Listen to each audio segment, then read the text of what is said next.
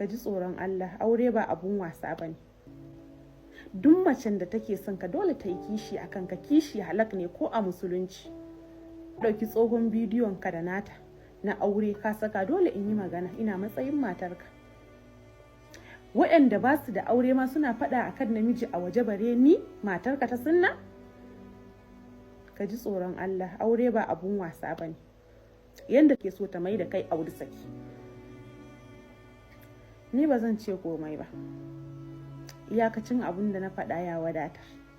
Amma jama'a ku yi haƙuri, ku min uzuri, na san ina da makiya, ina da masoya. Mutane kar ku ga laifina, ƙaddara ce, jarabawa ce. Allah ya bani ikon cinye ta, jarabawa ce. Jarabawan bata ƙare ba, shi yasa na dawo.